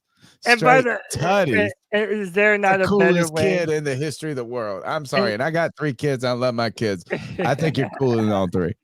Dude, and what better way to describe us than a bunch of knuckleheads? Is that not what we are? No, that's exactly what we are, bro. Yeah, dude. that's what I'm saying. God, that made my night. All right, let's keep going. What's going on, Panthers fans? How y'all doing? It's your boy Mario. Mario, what's good, bro? Just wanted to come on here and say my piece real quick. I really enjoy how the Panthers have been moving lately. Appreciate them making a change of moving from Bryce Young to Andy Dalton. Since then, just been enjoying each week to week. We're not a playoff team. We're about a year or 2 out. Offensive line is the best that we've had in years. Yeah. Got to work on our defensive line for the rest of the year as far as work with what we have, moving parts. Clowney is gonna give us the best that he's got with 2 bad knees that's rubbing bone on bone. We're missing Derrick Brown bad. I don't know why people are talking about getting rid of what's his name? Izero, I can't say his name, but I wouldn't get rid of him. We're dealing with skeleton pieces. Offense is great though. Leggett looks like a true number one. Diontae Johnson could be a true number one. Passover number 2. I'd give him a 3-year deal, 4-year max if we're gonna keep him around, but not pay him top dollar. If it's top dollar, let him move on. Chuba, give him a little 3-year deal, friendly. But yeah, that's a whole other conversation. But we need some linebackers. We need some edge rushers. I like what we're doing. To sum it up, like our offensive coordinator, like our defensive coordinator, loving Canales' energy as the head coach. Talking too long, but yeah. No, you're not. You spitting, like bro. What we're doing. Spitting. Don't have high expectations just riding the season out.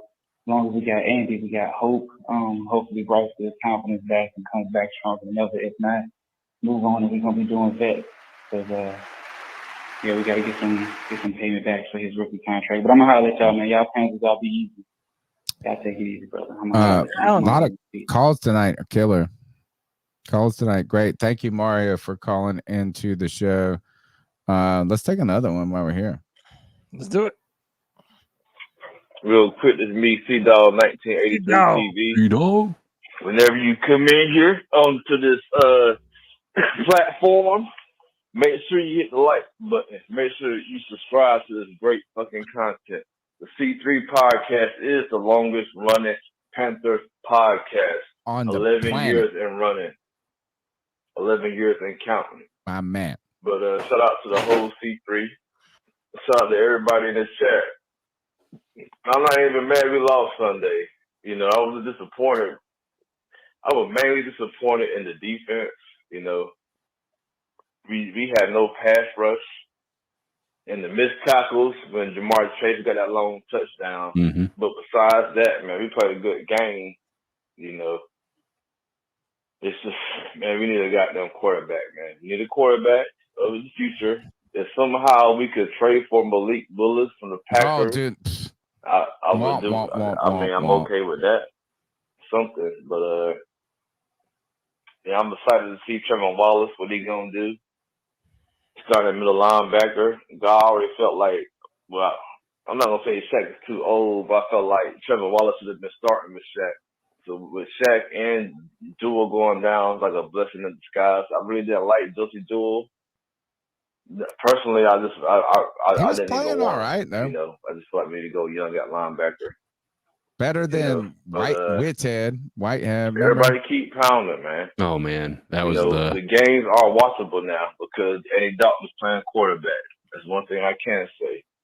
I can watch the damn game. It's competitive. You know, it's not just a waste of your fucking time. You know, but the main thing, like I say, man, the defense let me down last week. You know, if you score that many points, you gotta win the game, man. We got to go back to Aries' comment. Besides that, man, I hope everybody have a great fucking week. And I'll see everybody Sunday. You know, next week we got the Falcons. So I hope we whoop the Falcons' ass. I live in Atlanta. You know, it just give me bragging rights until the end of the goddamn season when we play them again in Atlanta. But anyways, man, everybody have a great day. And just keep pounding, man. And the trade news kind of threw me off, but not really because I like Mingo and XLR. So, you know, if we trade Johnson to Thielen, I'm not even mad. You know, we got a young team. We need to build this young team with Dave Canales. Dave Canales is my fucking head coach, especially after the last game. Somebody said the last that. game, but the win after the Raiders. The way he came in that locker room, Dave Canales came in that locker room like a goddamn nigga. Like, Trevor was scared. He came in that bitch. Right at the end, they had to go C-Dog at the end. It's like, I couldn't hold it back. Somebody said in the Promise QS Panda said, for C-Dog to say he ain't mad, this team is going places. Can we go back to Aries Claire's comment, though? Yeah. I'm behind the stream, but that little girl is my spirit animal. I wish I had a fraction of her energy. Team Brindley. Yeah. greatest caller of all time. She's awesome. I'm sorry. She's calls. already She's called 1 and 2 in the history. Dude, she's already a C3's legend.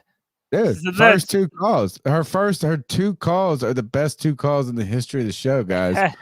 Bring your shit, bro. Yeah. And that little girl brought hers. Where's y'all's? Bro, she had more energy than every year of Matt Rule and Frank Wright combined. Or just smashing on us. Listen to Knuckle, like, dude, I'm here for it, dude. Whoever that girl, I'm voting for her for president. Whoever you are, you're gonna go to the best places in the history. You're gonna do great things. She's awesome. You already have. And dude, hopefully that means we're getting more young people to continue to cheer for the Panthers, man. Yeah, I mean, that was, man, look, I don't know how this has turned into this. But this has been pretty fucking awesome. I shouldn't say that. Now Brentley's listening. I shouldn't say that word. This show, you people, y'all make me so happy. Have we heard this one? Let's see. What's up, Tony? Yep. What's up, Cody? What's up, CK? It's the real AP. Oh, what's up, Matt Danny? Prayers to you and your family, brother. Love you, man. What up, AP? This game was pretty awesome. Like, I couldn't not quit watching it. I always thought there was hope we were going to make a comeback. And I feel that's the same with the whole fan base. Like, we're all just like, man, we've not been competitive in, 3 years at least? 3 seasons? So it's awesome. And our defense sucks, and I don't know what we're going to do about that, but, moving forward. But it's going to get interesting for sure. Yeah. But on a more somber note, man, and everybody hasn't paid attention, our western part of the state is demolished. Asheville, Hendersonville, Boone. So you guys just, if you can, pray, do what you can, give what you can. Likewise to Greg and his family. Just prayers. And stay blessed, man. I was been blessed to go around the sun 44 times this past Thursday. So let's count our blessings and just do what we can and lift each other up, man, and keep pounding. Love you guys. Every day is a gift. We'll take one more. Adam Thielen's ass is so much fatter than Taylor Swift. So I don't know what you guys are talking about. I thought we were talking about football, but if we're talking about asses, then I'm in. Adam Thielen for the ass cheek. Yay. Yay. Slide, bitch. All right. So we got a couple more calls. What else we got in the show? How about this? But I feel like so silly. I can't wait till Brandley calls in and talks about Adam Thielen and Taylor Swift. The 2022 Panthers are never going to believe this. That right now, Sam Darnold and Baker Mayfield are leading the league in touchdowns. They're literally 1 and 2. They're baking. They're cooking. They're cooking dimes. They're giving throwing dimes and Baker bottoms everywhere. Rejoice, I don't know. You know what? Brandley is Troy Steele says Brandley needs to be on Panthers media team. She's gonna get us our credentials. Oh yeah. Like I said, I love how Brandley told you guys, if you don't get her name right, you'd end up like Shaq Thompson. She's so sassy. She is. She's smart, dude. Smart. All right. What else we got? We done Diontae. We done this. Trevin Wallace. Just what type we've of kind of talked about this with Shaq Thompson, and one of the callers mentioned this. Cody, is that blessing in disguise, not losing both your linebackers. Right. Just getting an opportunity. Yeah, he was just gonna sit there. First couple plays struggled. Got washed out and some stuff, but we need this guy to be we need Dan Morgan to hit here. Well, everybody was saying, hey man, during the preseason, he was one of the best players on the field. Dan Morgan being a former linebacker, great for the Panthers, that he knows how to scout linebackers. Remember, we drafted him over the guy from North Carolina State who had been training with Luke Kuechly, who was drafted by the Panthers. So we need him to step up. And he has played some recently, but now he's going to be a much more important, far more important part of this team. And I'm hoping that he can come out here and ball for the Panthers like we're all hoping that he can. Cody, did you know we have some merchandise that people can purchase? What? You don't say, huh? I know. We don't talk about it enough, but I'm making a concerted effort here to remind you guys. You can go to CarolinaCatChronicles.com. You hit the shop gear tab. You can get a C3 Panthers podcast t-shirt, my favorite, the C3 Panthers mug. Like, our logo is dope. We have the best logo. We have the best fans. We have the best merch. Best callers. We got the best. Man. It's the best. Dude, if you want the best of Panther fandom, dude, you're in the right place. I think you got to pay with PayPal now because it was in Joe's name, and I have to fight Stripe on that he's dead. Oh no. No, I mean, it's like you got to give letterhead. I was like, bro, we don't even have a business, bro. It's just these three dummies talking shit on Tuesdays. But look, there's some merch you can get. We got the Shut the Hell Up t-shirt. We've got look, the small things you can do are like, subscribe, share the stream, maybe consider buying some merchandise, contributing to the podcast, or being a C3 super fan. Let's go to my bastard son right here for a call. Yo, it's White Chocolate Espresso calling on my new phone because I'm a drunken dumbass in Charlotte last weekend where I lost my phone. That's right, I lost it. Having myself a good time at Club Onyx. Cody, you know what I'm talking about, what Onyx is all about. I believe that's the strip club I went to with the big old booties. Listen, I had a blast. I don't care we lost the game. Like last year, I saw them play the Colts, and we left like 5 minutes into the third quarter. So it was like horrible to watch. This one, I had a blast. I got to see XL catch his first touchdown. Like, I saw Clowney get some pressure on the quarterback and cause an interception. Yes, that's what he did. As far as what this team needs, it's clearly we can't stop the run. Like, I averaged, like, last, 5 years, we can't stop it. We're like, I think the average was 4.6 per carry they get in the last 5 years average. Like, fuck this 3-4. Get a 4-3. And I'm not drafting a quarterback. I don't care what anyone says. I'm not drafting a quarterback. I'm drafting defensive end or defensive tackle and going back to the 4-3. Get us a veteran. Get Winston. Get Jameis Winston. Fuck it. How about this? We throw the bag of Sam Darnold. Damn Darnold. But yeah, those are my thoughts. I had a blast. I enjoyed myself. I got the Pepper speech. He said, we all know it's easy to blame people and we all want to throw the finger. Bro, I started cracking up laughing. I was like, yeah, we know what you're talking about. Fucking Pepper. Fuck that. I had a blast. I was yelling at fucking people from Cleveland like, yeah, go back to Ohio, eat some fucking cats and dogs, you fucking douchebag. Like, I had a blast. But that's all I got. Peace. Peace. Great time. Whenever you go somewhere and you lose your phone, it's annoying, but that's how you know you were fucking turned up. Okay. Well, that is my son because he gets turned up. We'll take another one. Yeah, man. Let's do it. Tony, terrific. Hey, on the September 3rd show, I asked all of you, what is your biggest fear, your best hope for the Carolina Panthers? And I think you nailed it when you said that your biggest fear is that the defense is going to suck. Well, it takes 4 to 5 games to figure teams out for the season.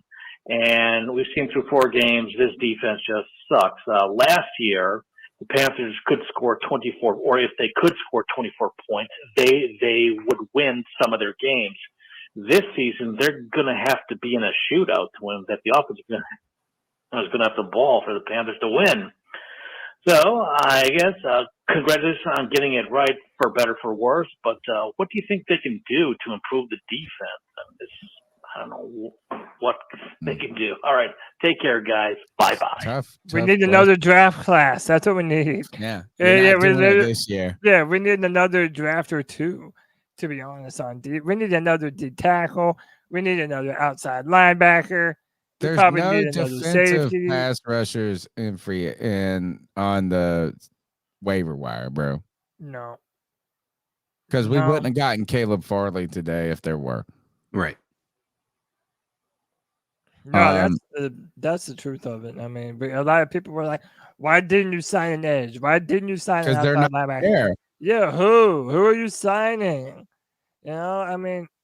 Oh, Aries says Yannick Ngakwe is on Ravens practice squad. Dude, Claire needs to be in the front office and just be like, "Oh, hey, you know who else is available, right? Good, go talk to them." Oh, done. Yeah, you're done. right. Put Aries Claire in the front office. You're Go right. get Yannick Ngakwe, dude. Like, do it now. I mean, we wanted that 2 years ago, so I'm not hating it right now. It's better than want them. Right. Better late than never, dude. I mean, again, I'm just hoping this offense continue to take a step forward. That's another slide I did want to show. After benching Bryce and going to Andy Dalton, this Dave Canales offense looks pretty damn good, man. So just some of the numbers here. Canales' offense is averaging 406 total yards, 270 yards passing, 143 yards rushing, 24 first downs, 5.8 yards per play, 33.32 second time of possession, 12 of 26 on third downs, 5 of 8 in red zone, 1 turnover. Dude, if that's not progress in terms of what we've been watching, I don't know what it is, man. Kev got me tripping, bro. He said, "Can we sign Yannick for $500,000?" That's the vet man. Dude, yeah, really, it is the vet man. I mean, I don't even know if he can get a meeting for $500,000, but he's a vet. Well, the thing is here's the thing: he's on a practice squad. Odds are $500,000 would be a pay increase for him. So, but I think if he's like, is he not a vested veteran where they have to get 1.8? No, it's not. I thought it was 1.8. No, I'm pretty sure it's 500. I thought it was more. All I gotta say about this, Cody, about this is things were so bad with Bryce Young after week 2 that people were already calling into question Dave Canales, and I didn't think you needed to at that moment. But you know what I'm saying? Like, you're ready to. Everybody is a problem when it's that bad. This is sad. I mean, might be the saddest shit to me. Is the number 1 overall pick, everything you gave $1 bazillion for, and this guy's cooking without him. I'm already over it. Yeah, I'm already over it. I feel like God. That's some bullshit. What you told me on the porch before that Rams game, that you felt we had the chance because of Cam Newton in the game. Never one time did Bryce let us feel that. So I'm not going to sit here and mourn the loss of a quarterback that never did shit for us. It sucks. Well, I'm more in the. It's going to go down as one of the worst trades ever. Let's just be real about that. I'm more in what we gave up. The mistake. It's like marrying the wrong person. I'm more in the loss of DJ Moore. I'm more in the loss of having the number 1 overall pick in the second year that, they were able to go get Caleb Williams, and, question marks on whether that would have been a good decision to go with him, even if we wanted to go that route. Again, it's a lot of question marks. That's all I'm going to say is like, that's the morning I have is like the potential this team had coming into last direction. Year. Yeah. The direction of the ship. Right. I think this is the last call. Hey, Jess here.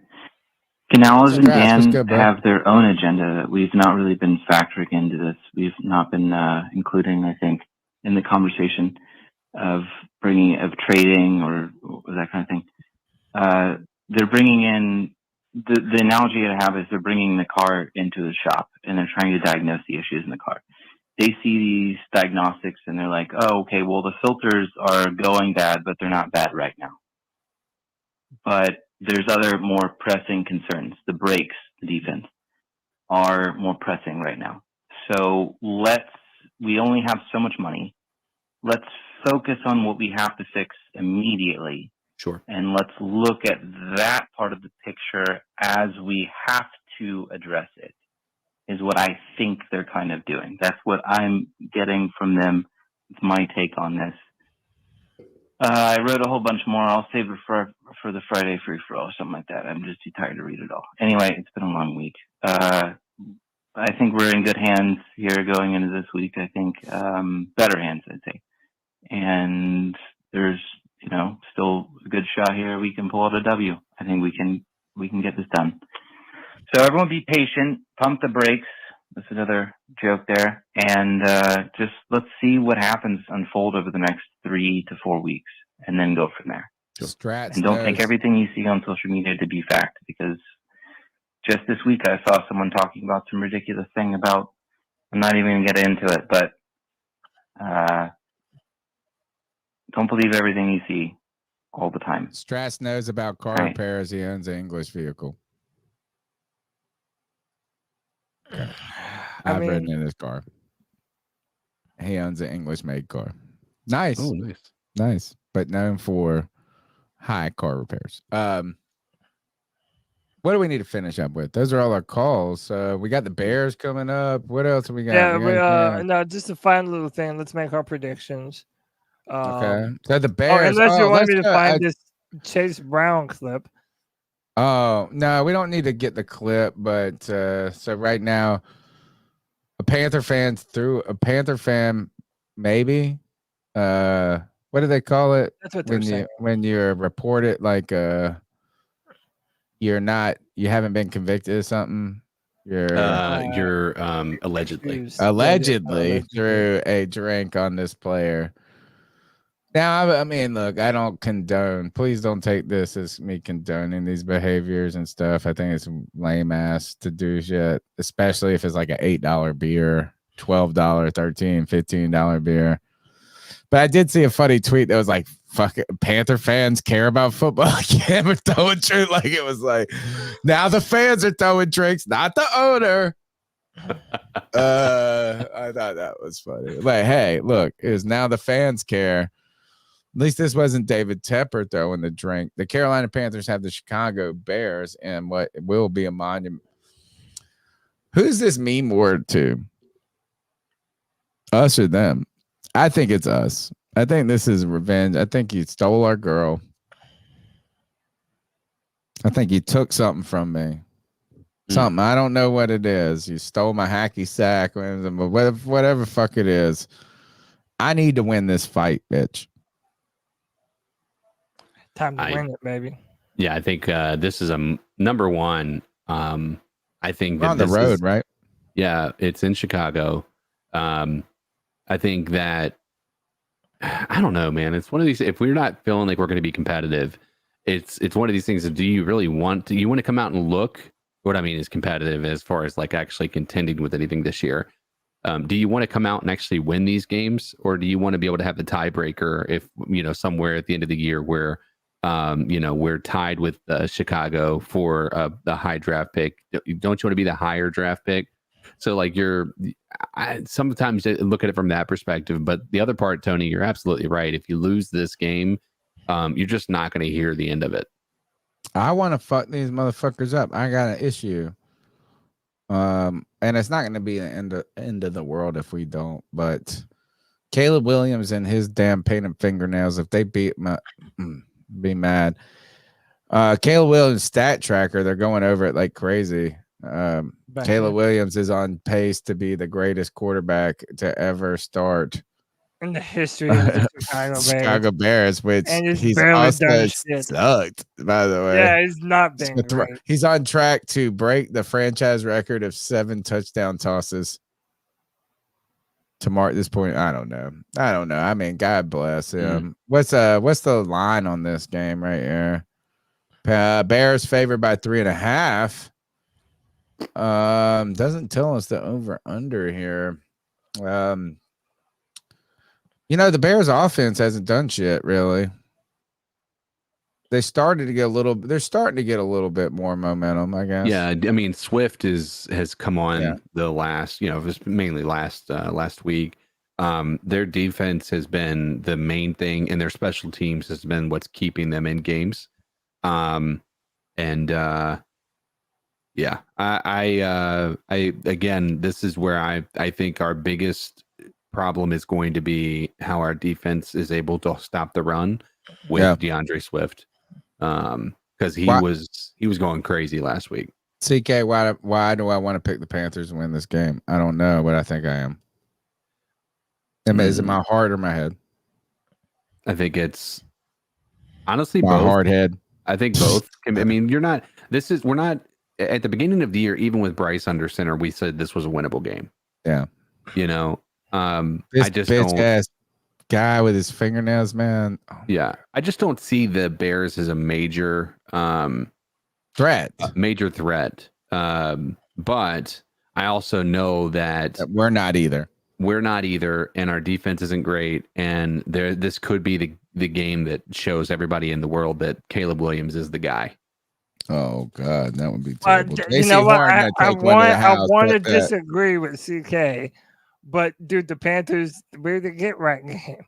We always seem to be the get right. Well, who you picking? I'm picking the Panthers. I've got one more week of picking Panthers in me because we're playing the fucking Bears. Tony's got the Panthers. Fuck, man. And I say this, it is a 27. Oh, no, 24-13 Panthers. I'm going to say 24-21 Bears. I think it'll be close. Bears 24-21. And what you got? I think this will be a little bit lower scoring compared to the last 2 weeks for the Panthers. So I do think that this will be a Bears nod for me. And I'm gonna say the Bears. Island. I'm gonna say Bears 20, 28, Panthers 21. Jeez, I thought you said low scoring. All right, the Bucks and the Saints play, or Bucks Falcons. I gotta go Bucks. Thursday night, by the way, tomorrow night. I gotta go Bucks. You going Bucks? Yeah, I'll also say Tampa. Tampa's just they got their stuff together this past week, and so. All right, and who's Atlanta playing this week? That's the Bucks. Oh, New Orleans. Sorry, I meant. Is it Bucks in New Orleans? No, we just did, but we got one more game to pick. Whoever the Saints are playing. Sorry, I misspoke. Okay, cool. Saints are playing the Chiefs on Monday night. Chiefs. Yeah. This might be. You know what? I'm picking the Saints. I picked the Chiefs in a pick 'em somewhere else, but I'm going Saints here, man. Saints are solid football. What you got, Cody? Saints or Chiefs? Saints at Chiefs Monday night. Jeez, no. Why would you pick the Saints? That's wild. Okay. All right. You're listening to C3 Panthers Podcast, brought to you by CarolinaCatChronicles.com. Please smash the thumbs up button, share the show, subscribe. One last segment in the books where we got to ice up some fools, unless somebody else has anything else to talk about. But I'm ready to deal that ice, Cody. Like, are you ready to tell them fools to ice up? Toughen up. Get it together.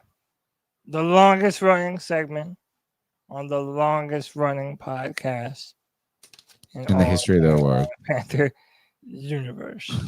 Let's ice some fools up.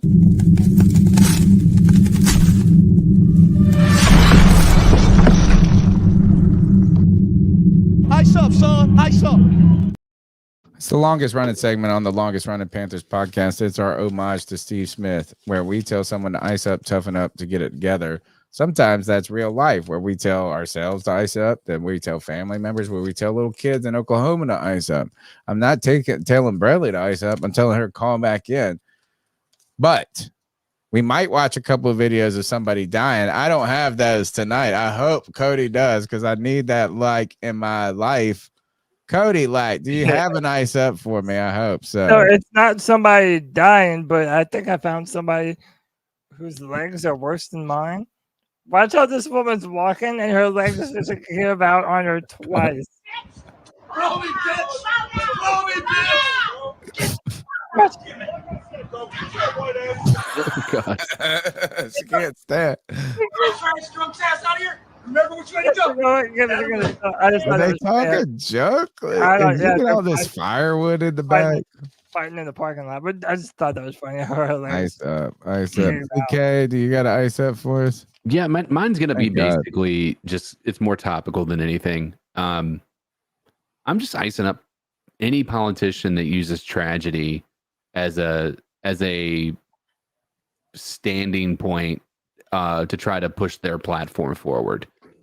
Right now, and I'll use examples on both sides so it doesn't seem like it's one area, but the fact to say that, either side really with regard to this hurricane, to utilize this as an opportunity to try to garner more votes is just, it seems a bit off to me. It just seems a bit disingenuous. It's fine to do stops and visit everybody and all that. I don't like the fact that, either, any of these candidates are using that as a platform to push their political agenda.